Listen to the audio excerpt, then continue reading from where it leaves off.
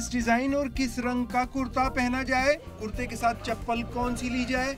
ईद की शॉपिंग के लिए कौमी क्रिकेटर्स भी किसी से पीछे नहीं। कराची में ऑलराउंडर अनवर अली और फास्ट बॉलर रुमान रईस ने तारिक रोड से ईद की शॉपिंग की।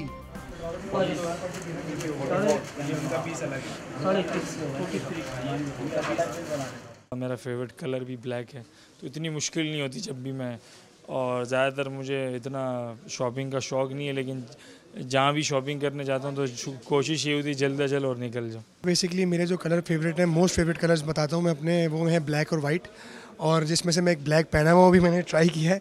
ब्लैक मेरा डन हो गया है, वाइट मेरा एक डन हो गया है। अब मैं एक और कलर देखने आया हूँ जो अभी मुझे पसंद नहीं आ रहा, कंफ्यूज हूँ थोड़ा सा कि अब नेक्स्ट कलर कौन सा लूँ।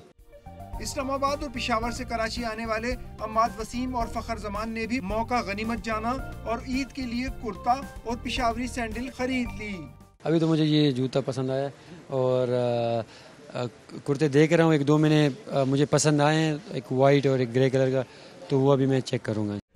ओवल के फातिहीन को शॉपिंग के दौरान मुश्किलात का सामना करना पड़ा। हीरोज को देखकर अवाम की बड़ी तादाद जमा हो गई। परस्तारों ने खिलाड़ियों के साथ तस्वीर भी बनवाई।